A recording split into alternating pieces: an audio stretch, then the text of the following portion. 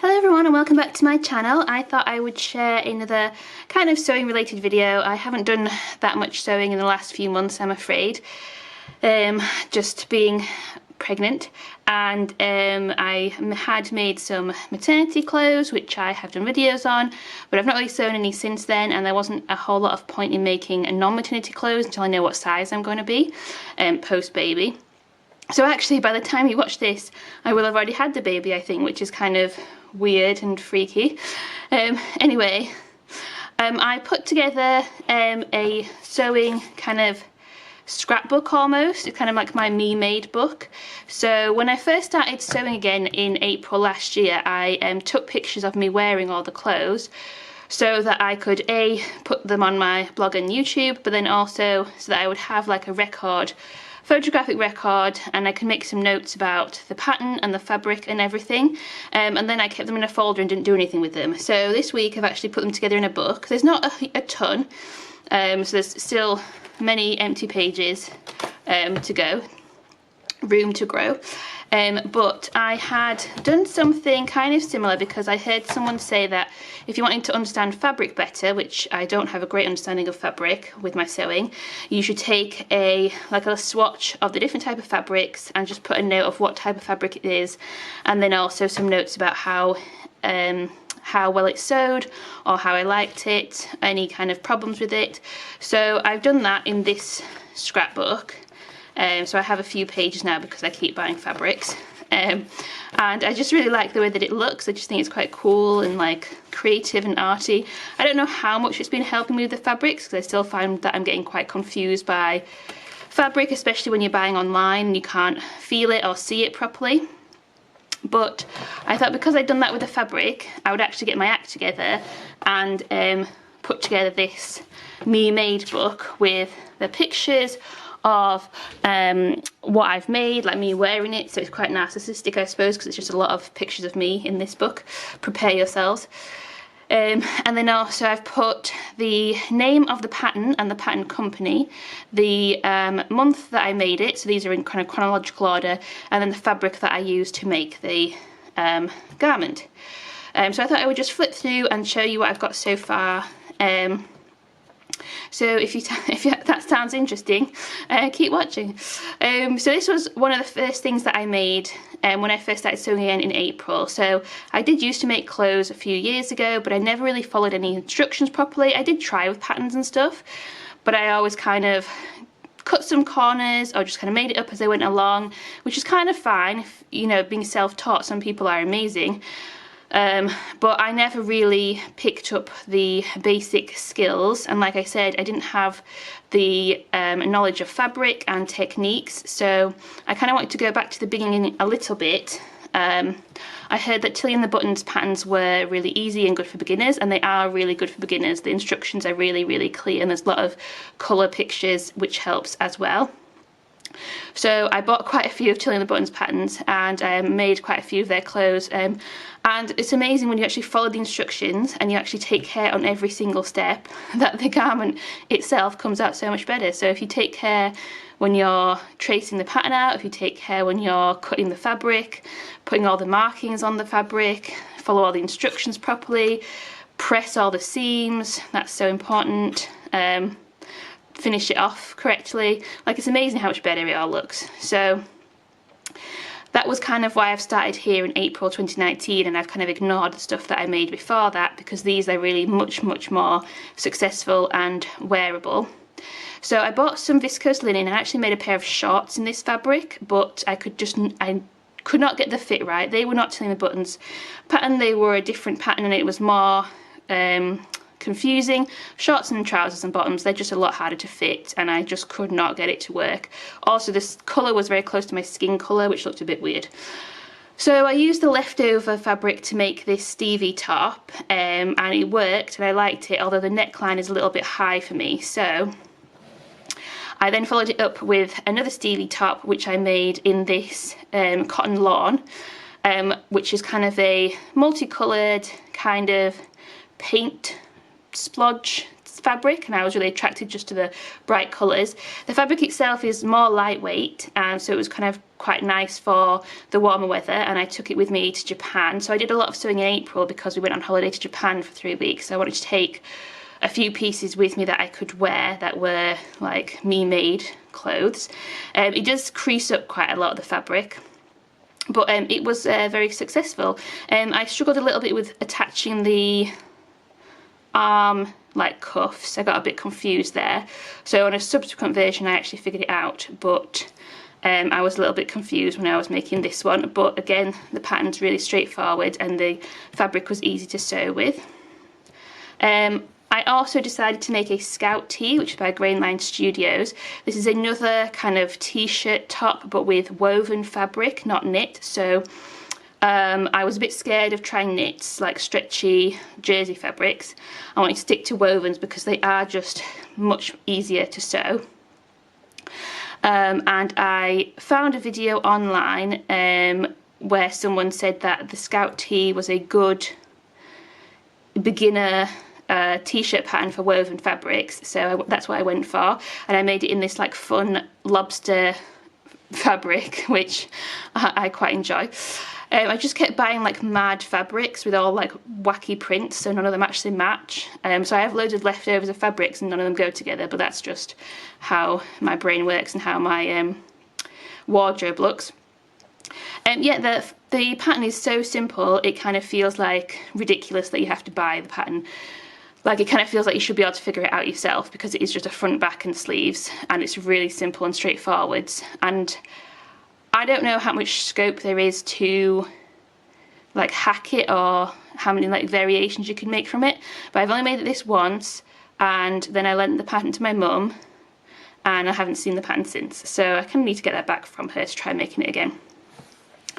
I wanted some skirts to go with all the tops that I was making, because I knew that trousers were kind of going to be too difficult for me. So I made this Dominique skirt by tilling the buttons again. This was with a cotton chambray. The picture is really terrible because it's actually a still from a video, so it's quite fuzzy.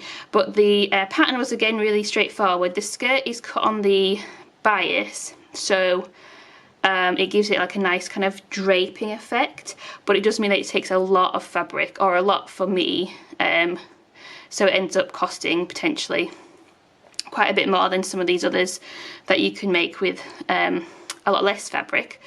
And it was harder to cut out as well because I had huge pieces of fabric that don't really fit properly on my cutting out table. But I really like the skirt, and I wore this in Japan a lot. I got a lot of use out of it. Long skirts are the look in Japan, it turns out, so it was perfect. The only thing was that I added the kind of belt or tie, and it's far too long, so it just hangs down weirdly. And then Tilly, the pattern instructions direct you to make belt loops yourself, and says that you can just use bits of ribbon. And I tried that, and they're not strong enough, and they've decided to come away and stuff. So I like the skirt, I just didn't like the belt element. So more tilly in the buttons and lots of writing. My handwriting was starting to get really illegible at this point. So this is the Agnes top, and I made it in a floral kind of browny orange, autumnal colours really, jersey fabric that kind of looks like an old lady's curtains, which is the look I was going for. And I have tons of this fabric left over, because even though I tried to follow the instructions on the patterns and just buy the amount of fabric it tells me to buy, I always end up with a ton of fabric left over. So I'm just not very good at eyeing up a pattern and knowing how much fabric it's going to take. So I follow the instructions and they are a bit vague, or you have to round up when you're ordering on a website to the next meter or whatever it might be. So I have tons left over, so I need to make at least 5 more tops out of that pattern. But this was jersey. This is a knit, it's a stretch. It's my first time sewing with knits really, and it actually went pretty well. I was pleasantly surprised with this fabric. It was reasonably easy to sew. So this pattern has ruching on the sleeves, on the shoulders, and also on the neckline. It's a bit hard to see in the photograph. You attach elastic to the back of the neck and also the top of the shoulders, and then that kind of like scrunches up. That was kind of fiddly, and I had to do the neckline 3 times, and it got caught up in the sewing machine and ended up pulling a hole in the fabric when I got it out. So the 3rd time I couldn't sew it again because it would have just made a ton more holes and a big mess. But the reason I had to do it 3 times is because it kept going wonky, and it was quite visible on the front of the top, the line of stitching. So it was kind of a lesson there for the future Agnes tops that I made, that I needed to either be much neater and more careful with the stitching, or just omit that detail from the top, which I think is what I did on the other ones. So I decided to make a dress with the thought that I could take this also to Japan. This is still all in April 2019. Or something that I could wear during the day or to work, just kind of something that was like quite versatile. So I liked this Zadie dress, again by Tilly and the Buttons. Again, it's to be made with a knit fabric, and I decided to make it in 2 different colours. So I have this like multicoloured textured Ponte Roma fabric for the bodice and the skirt, and then the side pieces and the shoulders and the neckline are just in a plain black Ponte Roma. So the textured fabric was actually pretty easy to sew, and I really liked sewing that. The black fabric was horrible to sew. It got caught up in my sewing machine so many times and I could not figure it out. I think it's like a denser weave, perhaps. Not weave because it's knitted. A denser knit. Then the textured fabric, I don't really know, because they're both Ponte Romas, and this is what I mean about not really fully understanding fabric yet, because they should be the same, but they sewed totally differently, and I hated that black fabric. So that was really awkward. There are some points on the dress as well where like 3, 4, 5 pattern pieces kind of joined together at like certain points. I realised, probably too late, how important it was that you cut the pattern pieces out so precisely, and that you transfer your markings so precisely to make sure that the point at which everything joins together is the same on each of the pattern pieces. So those points were a little bit fiddly, but the overall construction of the dress was fairly straightforward, apart from the black fabric was just a nightmare. My problem with it was that although I used the same size in this that I used in the Agnes and all the other Tilly and the Button patterns, which I think is a size 3, which should be roughly the equivalent of a UK size 10, this was just way too big, and it was like really big in the skirt front. Kind of looked like it should be maternity. But then it was also really big in like the back centre neck, where I don't really know why there was so much extra fabric there. I found with Tilly and the Buttons is that the neckline is always quite wide, although sometimes it can be a bit high. It's always quite wide, as if she expects everyone to have really broad shoulders. Maybe she does, I mean, some people will obviously, but I really don't. And so I don't really mind having a wide neckline, but this one just had loads of extra fabric that I just couldn't really understand. So I've not really worn it that much. I've worn it once, but not really that much after that. So something a little bit different. This is a little tiny polo t-shirt called the Parachute Top by Oliver and S. This was moving into June, and this was for my nephew's birthday.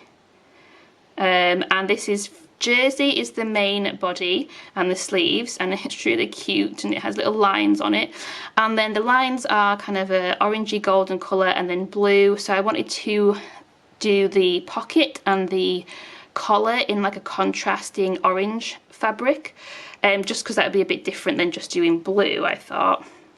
But I could not find any appropriate fabric that matched in colour and that wasn't going to be like silly expensive because of the amount. I used such a small amount, but I would have had to maybe buy a whole metre of it. It just seemed a bit silly. And I had this blue chambray left over from my Dominique skirt, this one. So I decided to use that, and I actually think it works really well and it looks really cute. The pocket is adorable. I seem to recall that I had to do the pocket a couple of times because it went wrong. I can't remember what I did wrong. Maybe it just went a bit wonky, but I seem to remember I had to like recut it out and reattach it. The collar and the kind of the placket, this should be like a button placket here, were a bit fiddly for me because I've not done that before.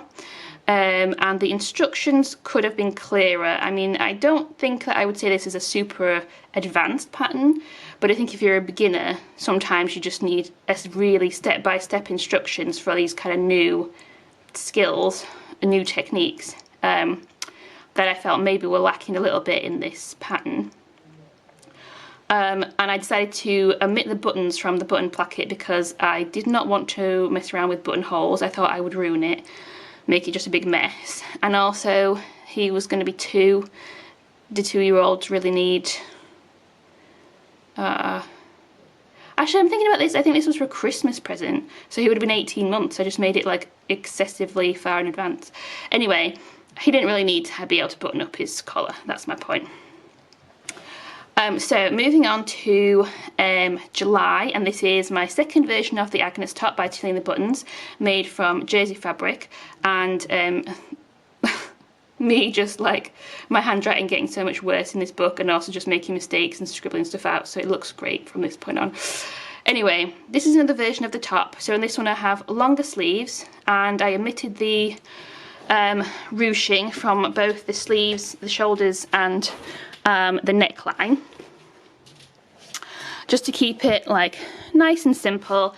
I bought this stripy jersey fabric, and I couldn't decide between the green, the kind of mint green colour, or the pale pink colour, so I decided to get both and do pink for the sleeves and then green for the body, which is kind of fun, and it worked, although it did mean I had to buy like twice as much fabric, just because of the quantities that I had to buy. So I could probably make the same top again in the reverse, with the pink for the body and the green for the sleeves. I tried to sort of pattern match the stripes, and I did a reasonably good job of the side seam, although you can't see it in the picture. But the sleeves to the top, I didn't really know how to match them, and I don't think I did a great job. I don't know if it's really necessary, but I could have done a better job, I think. I just didn't really think it through before I started cutting the pieces out, and so next time with stripy fabric I would need to sort of plan it a bit more, I think, in advance. I do quite like the collar. I did the stripes going in the like alternate direction, so that's quite fun.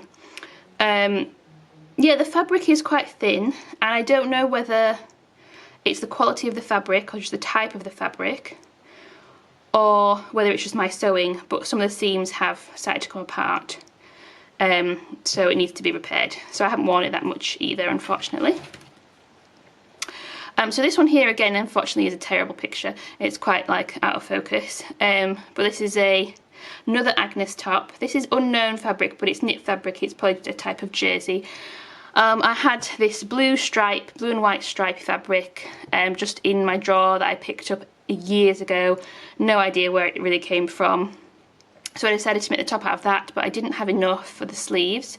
So I also had this kind of very orangey red fabric. Again, don't know where it came from, so I decided to do the sleeves in that, and I think because I also did the collar, or the neckline, the neckband in the same kind of orangey red, it kind of pulls it all together, and it has kind of a sportier look. I added the elastic and the ruching on the shoulders to give the shoulders a bit of volume. I kept the sleeves short because it was summertime, but I did leave off the ruching down the centre front because, again, that sewing is quite visible, and when you've got like white and blue, I don't know what colour I would have done it in, it would have just been very visible. If it had been a all white top, you could do it in white stitching, and obviously then that wouldn't really show up, but if I picked white or blue, either one would have shown, so I decided just to keep it simple and leave it. Then I also made another Stevie top, so I went back to sewing with woven fabrics, and this was actually this fun like bees cotton poplin fabric, which I bought when I bought like all the other ones from the beginning, so the lobsters and these paint splodges and stuff. I did a big order when I first started getting back into sewing, but like me, I just went and bought stuff with fun patterns on and didn't really think about what I was doing with them, and I only bought 1 meter of this bees fabric, and then it just wasn't enough to make anything. So I then ordered some plain blue, which was very thin, but I used that for the back of the top, also the little pocket, and then the like arm cuff things, and I really like the contrast with the plain like pocket on the kind of busy background.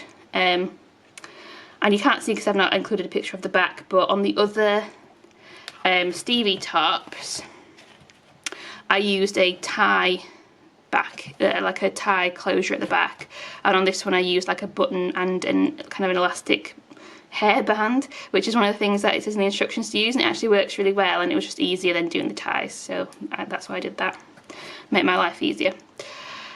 So in September I decided to make boyfriend some tops for either his birthday or Christmas, I can't quite remember now. So I did both of them using the same pattern, which is the Metro men's top, Metro men's t-shirt, something like that, which is by Liesl & Co. I found their instructions. I think they're perhaps the same company as Oliver and S, or somehow related, so the company that made the parachute top here, but I found their instructions confusing. I think they just miss out steps, and I think they just assume you have knowledge that perhaps you don't. I made him a long sleeve top using this cotton spandex jersey in grey, which was really soft, felt really nice and warm, and was really easy to sew with. And then I made him the t-shirt version with, again, cotton spandex jersey in green, a plain green for the sleeves and the neckband, and then this kind of triangular pattern in kind of greens and blues. The grey fabric was super easy to sew, and I was really pleased with it. The green fabric was horrible to sew, and again I don't get it because they're both cotton spandex jersey, and I just don't understand fabrics, but I did find this one a lot harder to sew than the grey one. The grey one's quite frustrating because the sleeves are not long enough, although the rest of the top fits him. The sleeves are just like maybe an inch or so too short, and it's quite annoying.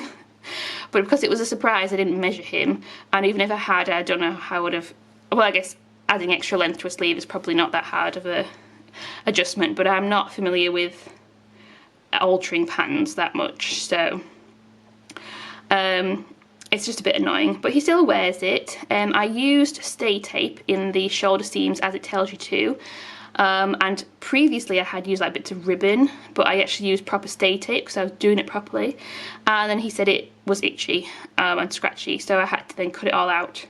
And it's kind of the same problem with the green one, although he also found, I think, just the stitching to be scratchy, so I think the thread that I used was perhaps just a bit rough, so that one hasn't really got any wear out of it, which is a bit annoying.